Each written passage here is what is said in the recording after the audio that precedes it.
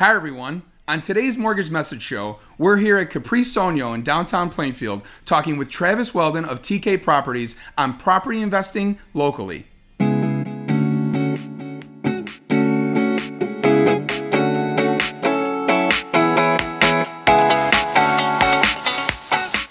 Hi, everyone, and welcome to another episode of the Mortgage Message Show. My name is LaGiglia, and today I'm joined with my guest, Travis Weldon of TK Properties. Travis, how are you? Good. Thanks for having me. My pleasure. Thank you so much for being here. We're so excited to have a successful property investor on the show. Yeah. So much I want to talk about as far as TK Properties and your investment journey. But I think I want to start this interview and give our audience a really good idea of how did TK Properties get started and kind of what's the origin story of how you got into this investment game. Yeah, absolutely. So I started the business about 5 years ago. What I do personally in my career, and like I still work in my career, is I'm a sales. So that's kind of the business that I built. And what I realized on the side is as I started to sell more, started to make a little bit of additional income, and I knew I had to invest that. So I just got curious at that point, and I started reading and learning and meeting people that are investing in different things. And I met one person that actually had quite a bit of rental property, and he told me a little bit about what he does and how he goes out and finds houses, rents them out, and gets cash flow from it. So as soon as I heard that and sat down with him, it literally just made sense and it clicked, and I had interest in it. So I kind of went to town when it came to learning and understanding how to become a rental property investor. So over the past 5 years, I've been able to start literally from scratch. To this point, we have 22 single-family houses. I invest in Northwest Indiana, all single-family homes right now at this point, but that's how we started, and are looking to continue to grow that. So awesome. I know you bring up Indiana. I want to share with the audience, you recently have brought your family to here in Plainfield. Yeah. Congratulations on that move. Yeah, appreciate it. We're excited to have you here. Yeah. Great addition to the community. Yeah. And I think it's a really cool start of the story where you had an interest in something, realizing there was kind of more you were looking to do, and started as a side hustle. You've obviously built it, 22 properties. That's amazing. So much you've learned along the way, I'm sure. And I want to focus on that point for a minute.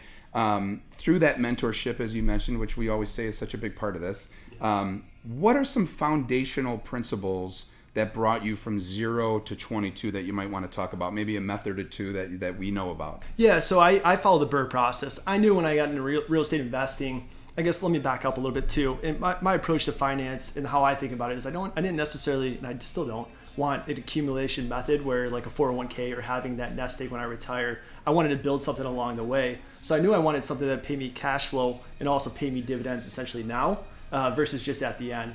And so what I really started to look at was like, hey, how do I build this into a business that grows and that continues to grow? Because I knew with scale, it would obviously create more opportunity for me. So the method that I follow is the BRRRR method. And if you're not familiar with it, what it stands for is buy, rehab, rent, refinance, and repeat. And what does that mean? It means essentially I go out and I find houses that are in distress, fix them up. After they're fixed up, I put a tenant in it, and then I go and refinance that property. And the reason being is because my sweat equity up front for the rehabs that I put into it and the work up front creates an equity position where I can essentially refinance that money out. So I'm into the property for a lot less money versus your typical 25 to 30% down on investment property. And that's helped me grow. And I knew personally that if I just, if I bought a $100,000 house, for example, I would have to save 25 to 30 grand for every single house.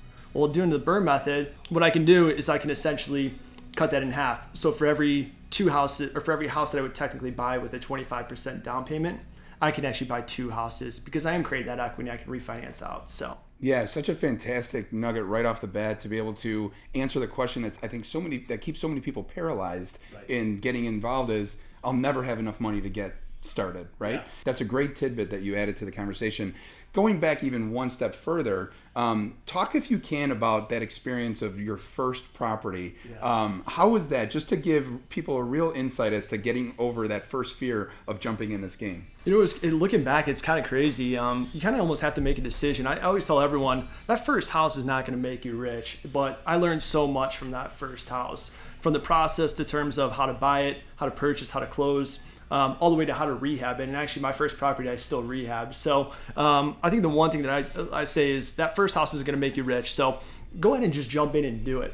But it also, what really helped me was having people that I knew in the industry really guide me throughout the process, because I had a lot of questions all the way from what does something cost to, hey, what's my next step or how do I go about this? But if you have a strong network to help you out, to answer all those questions whenever you need it, makes it so much easier. But yeah, so just to tell you a little bit about the details, the first house that I bought it for 65 grand. I put about 20 grand into it. So I was all in for 85 at that point. I think that house appraised for around 120,000. We still have it rented out with that tenant that we put in it 5 years ago.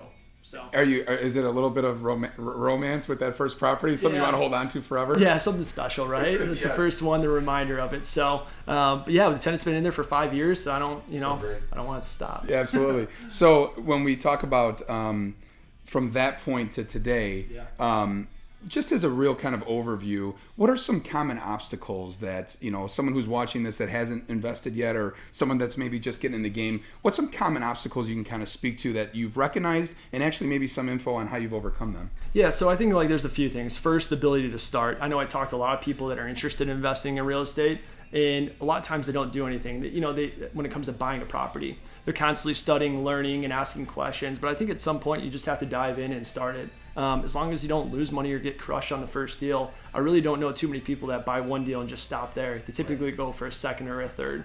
So that's always my first one. Some other things that I really think about too, obstacle-wise, as you continue to grow, this is not a get-rich-fast scheme, right? My houses on average pay me probably about $250 a month when it's all said and done between property management, expenses, mortgages. And so that takes time, right, to build that up. And I've realized that, and I have to be patient myself, because what I'm doing right now is every single dollar that I make from that business, I'm pouring it in back to grow. And I'm even taking the income from my work and saving some of that and pouring that into the business, right? So I think at a certain point, and I'm getting to that point, it's starting to pay off, because now I can start to take the profits of the business, reinvest it and grow it without always taking the income that I have from my career, my job, and investing that into the business. So it takes time. I know it's not a get rich fast scheme, right? But it's really starting to provide. I think that's such a great point, because I think it does get missed. I think that there's so much highlighted on the back end of someone who's been a 30-year property investor, how they highlight all the successes, but there's failure along the way. Oh, absolutely. Right?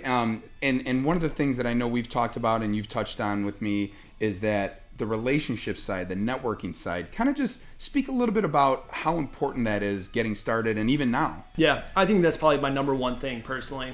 A lot of people ask me, hey, how do you find your houses? How do you go about it? Well, personally, the only way I find it is actually through my network. I've only bought a few houses off the MLS. A lot of times it's actually agents or wholesalers in the area that are saying, hey, I have an opportunity. And the one thing that I try to stand by is I stick behind my word, and that's something that's really built into me. And when I say I'm going to do something, I do it. If I make a mistake, then I eat it, right, when it comes to it. And what I've done over the past few years is built credibility on that side. And I think that's helped so much, because when I buy a house or show that I can close and I make the transaction, and I come from a sales background, so I know personally when dealing with a client that's easy and will work with me, I want to work with that person over and over again. And so I've taken that approach to my real estate. And when a wholesaler sells me a house and they realize how easy it is, hopefully they're bringing me more deals in the future. And that's the case. And, even to our example, right, we met through referral and through somebody else that I know that introduced me to you. So I've actually really tried to grow my network organically through the people that I know that have returned, helped me with this business. Well, it's been the blessing on this side of the table being introduced to you. So thank you for that. Absolutely. When we look at this past 9 months here in 2020, we have to bring up COVID. We have to bring up the pandemic. We have to bring up the economic state of our country. I just would love to know in real time the pulse of what's happened this year, those external factors. Where would you categorize your property investing as far as, has all those external factors helped, hindered, or kept it indifferent? Any substance on that? Yeah, so when March hit, I was a little worried, not knowing the unknown, essentially, if people were going to pay or not, because this is the first time in my experience that everything shut down. And I did have tenants that were like, hey, I'm not working right now. And obviously that helps them pay the rent. So through March, there was definitely some uncertainty of what was going to happen. The thing that I found out personally, though, is I've only had one issue with one tenant out of the 22, and they finally actually just caught up. And, we can go to the stimulus and talk about that and how that played into effect. But April came, May came, and June, and all of a sudden we're still starting to collect besides the one tenant. And I'm like, okay, hey, this is starting to work. Now, that could be because of the stimulus, but at this point we're still, receiving, rent when it comes to our houses, which personally, I have slowed down. I haven't bought as many properties over the past 6 months just due to that uncertainty. But right now at this point, I'm really starting to look to get it going again. And the reason being is because my confidence is built just based off these 6 months.